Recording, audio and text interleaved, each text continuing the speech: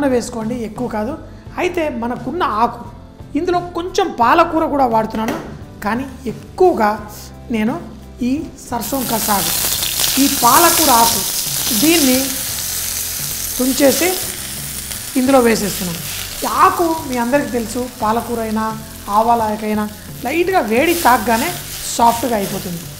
దీంతోపాటు పాలకూర కూడా మీరు చాప్ చేసి కూడా వేసుకోవచ్చు, కానీ నేను ఇలా కొంచెం పెద్ద పెద్దగా చేసి కుక్ చేస్తున్నాను.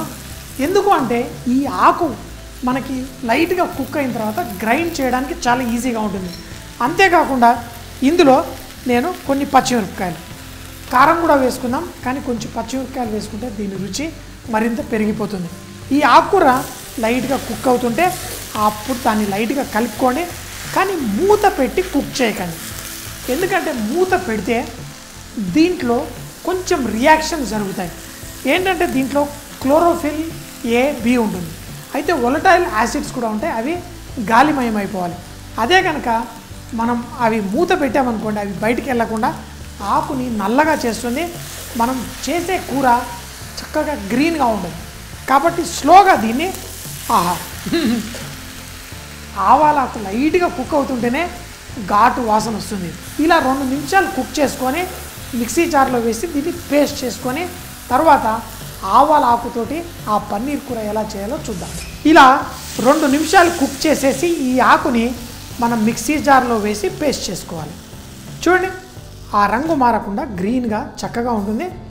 ఇప్పుడు ఈ పేస్ట్ చేసిన ఆకుకూరల్లో మనకి ఆవాల ఆకు ఆ ఘాటుతనం ఉంటుంది.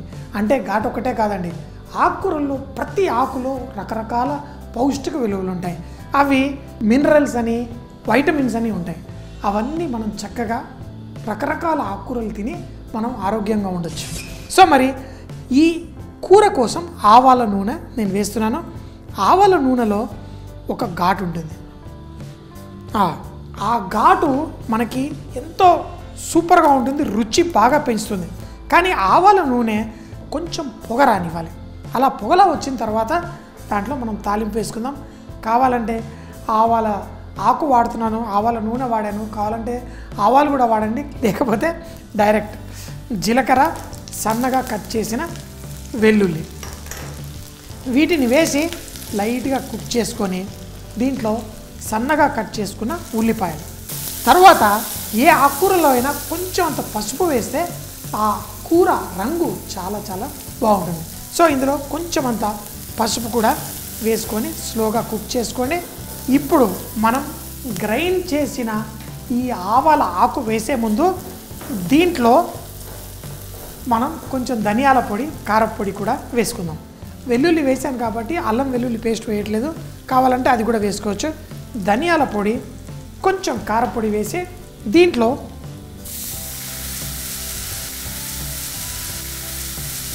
కొన్ని నీళ్లు పోసి దీన్ని స్లోగా కుక్ చేసుకోండి. ఇప్పుడు ఏమవుతుందంటే ఆ ధనియాల పొడిలో ఉన్న పచ్చితనం, అలాగే మన ఆ కారపొడిలో ఉన్న ఆ మంచి ఫ్లేవర్స్ అన్నీ బయటకు వస్తాయి. ఇప్పుడు దీంట్లో మన ఆ కారపొడి, ధనియాల పొడి వేసిన తర్వాత కొంచెం టమాటో ప్యూరీ వేసుకోండి. మరీ ఎక్కువ అక్కర్లేదు, కొంచెం వేసుకుంటే చాలు. మనకి ఈ కూరకి ఒక మంచి రుచిని అందజేస్తుంది. ఇప్పుడు ఎలా అయిపోయిందంటే ప్రతి కూరలో మనం ఆ టమాటో వేస్తూ ఉంటాం. టమాటోలో న్యాచురల్గా ఎటువంటి వంటకాన్నైనా చాలా రుచి పెంచే ఆ అద్భుతమైన గుణం ఉంటుంది. ఎందుకంటే ఆ టమాటోలో మనకి ఉమామి అనే ఫ్లేవర్ ఒకటి చక్కగా ఉండి మనకి టమాటా, క్యాప్సికమ్ వీటిలో ఆ ఫ్లేవర్ మనం దేంట్లో వేసినా రుచి బాగా పెంచేస్తుంది. ఈ టమాటా ప్యూరీ వేసి కొంచెం సేపు కుక్ అవ్వనివ్వండి. ఆ టమాటాలోని పచ్చితనం కూడా వెళ్ళిపోయేంత వరకు స్లోగా కుక్ చేసుకోండి. అలా ఆ పచ్చితనం పోయిన తరువాతే మనం గ్రైండ్ చేసుకున్న మన ఆవాలాకు, పాలకూర ఇందులో వేసుకుందాం. సో ఫస్ట్ ఈ టమాటా ప్యూరీ కుక్ అవ్వనివ్వండి. ఎప్పుడైతే మనకి ఆ టమాటాలు చక్కగా కుక్ అయిందో ఇప్పుడు మనం చేసుకున్న ఆ గ్రీన్ పేస్ట్, మన ఆవాల ఆకుది ఆ పాలకూరతో చేసుకున్న పేస్ట్ వేసుకోండి. ఆహా, నాకు ఆ రంగులు గ్రీన్ కలర్, ఈ రెడ్ కలర్ ఇవన్నీ న్యాచురల్గా ఉన్న ఆ కూరగాయలు ఏవి తిన్నా చాలా చాలా ఇష్టంగా తింటాను. సో మరి ఇందులో కొంచెమంత ఉప్పు, ఎందుకంటే ఆకుకూరల్లో సహజంగానే కొంచెం ఉప్పు ఉంటుంది, అందుకని తర్వాత చూసి ఉప్పు అడ్జస్ట్ చేసుకొని లాస్ట్లో ఆకుకూర వేసి ఆ గ్రేవీ కుక్ చేసుకునేటప్పుడు జాజికాయ పొడి, నట్మెగ్.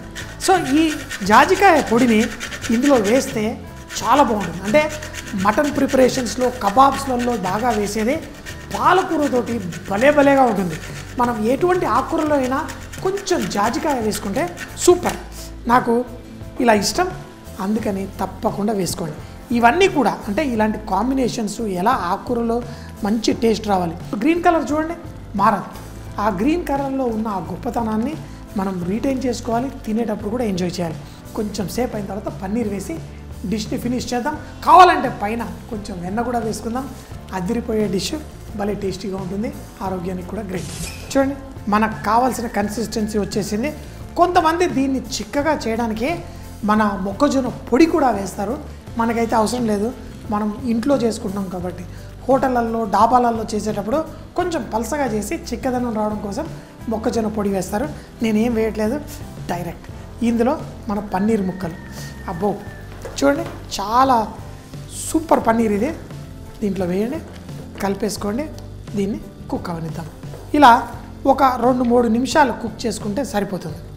మన భారతదేశంలో అద్భుతమైన రుచికరమైన వంటలు ఎన్నెన్నో. ముఖ్యంగా వెజిటేరియన్స్కి నేనేం చెప్తానంటే, గుజరాత్లో చాలామంది వెజిటేరియన్స్, రాజస్థాన్లో వెజిటేరియన్స్, పంజాబ్లో కూడా కొంతమంది వెజిటేరియన్స్. అక్కడి వెజిటేరియన్ ఫుడ్స్ కూడా మనకి మంచివన్నీ మన పిల్లలకి పరిచయం చేయాలి. వెజిటేరియన్ ఫుడ్ చాలా గొప్పది. ఎప్పుడూ మనం అన్ని రకాల ఆకుకూరలు, కూరగాయలు, ఫ్రూట్స్, నట్స్ ఇవన్నీ చక్కగా తింటే మన పిల్లలకి ఎటువంటి పౌష్టిక లోపం లేకుండా ఉండాలి అంటే మనం ఈ ఆకుకూరలు, కూరగాయలు మార్చి వెరైటీ అనేది తినాలి. సో చూడండి, ఆహా ఇప్పుడు ఇది ఉడుకుతూ ఇలా చక్కగా మెరుస్తూ ఉంటే ఆహా సూపర్. సో మరి రెడీ అయిపోయింది, స్టవ్ కట్టేస్తాను. మరి దీన్ని టేస్ట్ చేసేద్దామా. కూర రెడీ. ఆహా చూడండి, చిక్కటి కూర, పన్నీర్ కూర. అంటే అందరూ ఎంత అద్భుతంగా ఆకుకూర ఉన్నా పన్నీర్కి ఎక్కువ పేరిస్తారు, కానీ ఆకుకూరల్లో కూడా వెరైటీ మనం తింటే చాలా సూపర్. చూడండి, దీన్ని రొట్టెలతో తినొచ్చు, అన్నంతో తినొచ్చు, దేంతో తిన్నా చాలా బాగుంటుంది. నేనైతే రొట్టెలతోటి కొంచెం చిక్కగా ఎక్కువగా ఆకుకూర వచ్చేట్టు తింటాను. ఆవాల ఆకుతో పన్నీర్ సాగు. దీన్ని తయారు చేయడానికి ముందుగా ప్యాన్లో కొంచెం నూనె వేసి దాంట్లో ఆవాల ఆకు అలాగే కొంచెం పాలకూర కూడా వేసి పచ్చిమిరపకాయలతో పాటు ఒక 2-3 నిమిషాల పాటు కుక్ చేసి మిక్సీ జార్లో వేసి పేస్ట్ చేసుకోవాలి. తర్వాత ప్యాన్లో కొంచెం ఆవాల నూనె వేసి తాలింపుకి జీలకర్ర అలాగే సన్నగా తరిగిన వెల్లుల్లిపాయ, చాప్ చేసిన ఉల్లిపాయ, కొంచెం పసుపు వేసి లైట్గా కుక్ చేసుకోండి. దీంట్లో మనం ధనియాల పొడి, కారపొడి, కొన్ని నీళ్లు పోసి కుక్ చేసి టమాటో ప్యూరీ కూడా వేసి ఆ టమాటోలో పచ్చిదనం పోయేంత వరకు కుక్ చేసి మనం ముందుగా పేస్ట్ చేసుకున్న ఆవాలాకు పాలకూర పేస్ట్ కూడా ఇందులో వేసి కొంచెం జాజికాయ పొడి వేసి ఉప్పు అడ్జస్ట్ చేసుకొని కుక్ చేసుకోండి. చివరిగా మనం కట్ చేసి పెట్టుకున్న పన్నీర్ కూడా ఇందులో వేసి దీన్ని 2 నిమిషాలు కుక్ చేసి వేడిగా అన్నంతో కానీ రొట్టెలతో కానీ తింటే చాలా రుచిగా ఉంటుంది.